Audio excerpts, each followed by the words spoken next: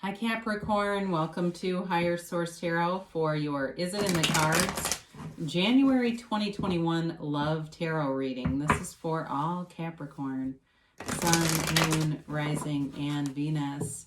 And if you are new to the channel, I post new readings every Friday and then typically again on Monday or Tuesday. So if a reading doesn't resonate, don't try to force it. You can just you can turn the channel back on in a couple of days and watch a new reading.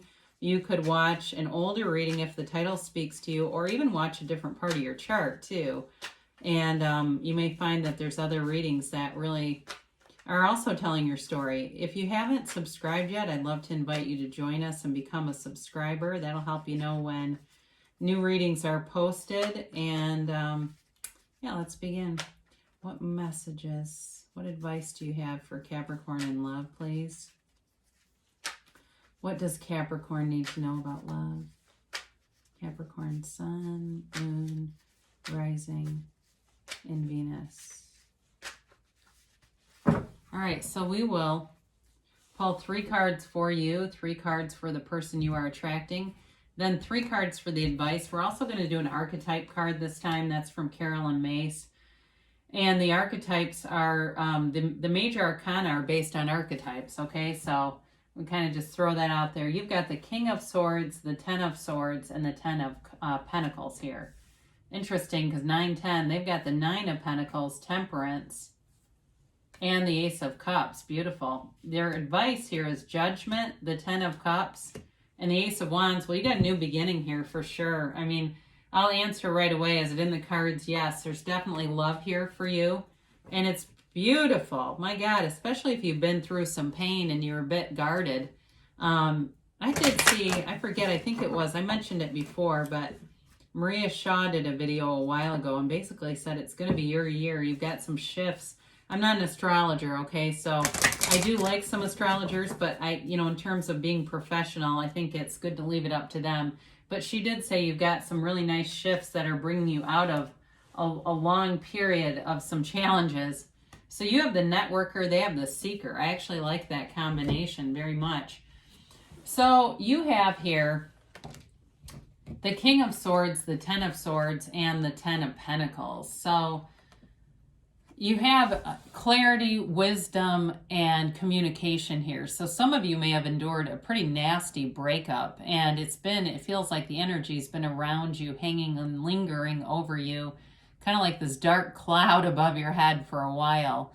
And so the King of Swords is really about moving forward. He's very decisive. He helps you use your discernment and kind of separate out things that just aren't good for you anymore, cutting people off. So it may have felt like it was the end of the world, but it really is the new beginning for you. So the 10 of Pentacles shows up, and the 10 of Pentacles brings in harmony, joy, prosperity for everyone. It's kind of like that relationship where your friends like this person, your parents like this person.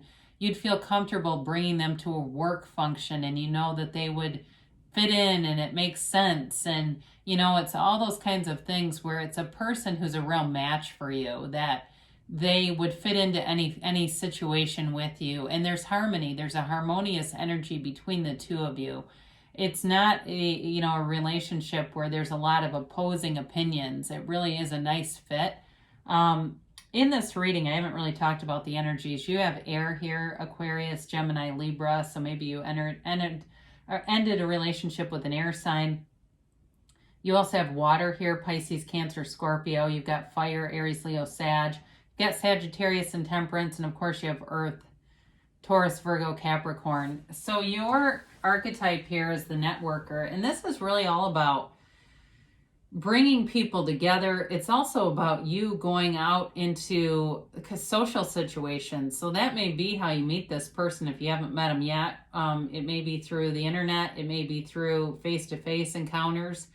You're out at an outdoor coffee place and there they are too. And the next thing you're talking, or an outdoor drinking place. I don't know about you, but we have lots of those popping up where I live. Yeah, so they have a beautiful energy. Boy, talk about ready for love here. My gosh. It's like Ode to Joy. I might call the reading Ode to Joy. It's they've got the Nine of Pentacles. So this person lives in a luxurious way. They like nice things. They have the money to buy nice things. I feel like they have the money to travel and go see things. Money will not be an issue in this relationship. Not that that's really that important, but you have the wealth card and they have the Nine of Pentacles. So either way, there's not going to be an issue with that. If you've had challenges in the past because one person was struggling financially, that won't be part of the scene here. So I also feel like they have good people around them. Again, I mentioned your people will like them, theirs will like you too. Okay, they've got people who want to see them happy, and they don't have disempowering beliefs around them. They've got uplifting people. So with the Temperance card here, they're very well connected with spirit and source energy. They have, there's kind of this readiness to kind of dip their toe into something, but there's a new dawn here, a new beginning. And they are guided by the Archangel Michael. I mean, they've got a beautiful energy around them. Very easygoing person, goes with the flow. They're easy and fun to be around. They don't take things so seriously. I mean, they're focused and they have goals and they have a nice career, but they're not like, type A to the point that it's militant, right? They're really a nice energy, loving energy. I feel like they're really good with animals and maybe like little kids, and they're that kind of person, like where people are always trying to talk to them out in stores and stuff, and it's like, well, who is that? Well, I don't know. Just some random person who wants to talk to this person. It's that kind of energy, very inviting, warm, welcoming energy. And they have the Ace of Cups. You've got two aces here. They want that eternal love. It is a desire in them. And I feel like there's an emotional intensity here. There's a love here. It's new, it's exciting, and you're being drawn into it. It's definitely a very beautiful, unconditional love. And they're emotionally well regulated, okay? They don't have big highs and lows. They are steady, but the love is deep. They can love on a deep level and commit on a deep level. And I don't know if they even have kids already. I mean, that could be possible too, because I do get this kid thing, or maybe they're a teacher or something. But I feel like they do have a connection with kids for some reason. But again, they've got an ability and a capacity to love. This is a mature relationship for sure. And what an absolutely, let's talk about their archetype. They have the Seeker. So they have this thirst for wisdom and truth. I mean, a very integrous person, somebody who lives in honesty and is, they walk a straight line, even though they're fun and uplifting, very trustworthy kind of energy. So my God, is this beautiful. So you have quite a few 10s here, 10, 10, 10. And you've got the Judgment card, which is Archangel Gabriel. And it really is about releasing the ego and moving forward in the feeling of love, moving forward with your arms open wide, welcoming love. And I mentioned Ode to Joy. He blows this horn of ascension and everyone rises from the coffin of the ego attachment. It's releasing all of that because, I watched, or actually I listened to the audiobook of The Greatest Secret, and it was written by Rhonda Byrne, who wrote the original Secret, basically after she hit a wall after writing The Secret and going, what the hell, I wrote The Secret, I'm happy most of the time. She went on a search for deeper meaning. It's a great audiobook. You can get the regular book too, but I think it was newly released. And they talk a lot about the difference between attachment and love. And I feel like this is true love. This is not attachment based. So with this, you have the happy family, the 10 of Cups. It's wishes fulfilled. It's celebration. It's pure joy. It's loving on such a wonderful, deep level. And then, of course, you have the Ace of Wands, which brings in passion and a sexually charged energy. And you do have a few times the yads of the tarot with the Ace of Cups and the Ace of Wands. So these little drippy things. Those are, they're called yads. They stand for the first letter of the name of God in Hebrew. And they bring in, the universe is bringing in gifts. They're a sign of gifts to come. This relationship is a gift.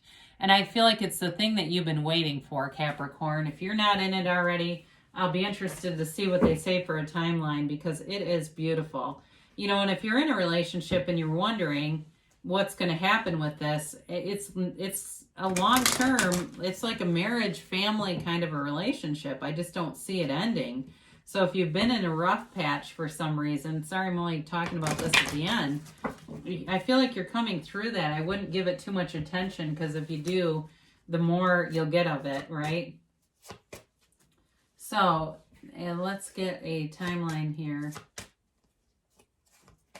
for Capricorn. So you have here compromise, okay?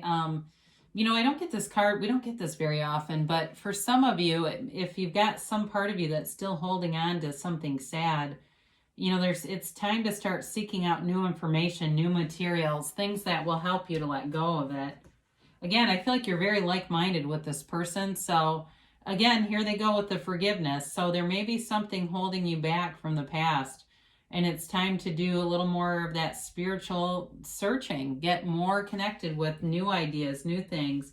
I really enjoyed The Greatest Secret. You know, The Secret is kind of an entry level to the law of attraction, but this went deep. It really went way beyond that. If you believe. So again, ask, believe, receive, and just having that knowing of how powerful you are, Capricorn. You are so powerful. You can have, do, or be anything. They tell you in the near future, so things are looking good, and you've got an emphatic yes, okay? So you create your own reality. Everything is you pushed out. It's the mirror. Everything around you is a mirror of what's inside of you. So great things are coming. I love you, Capricorn, and I'll be back again soon.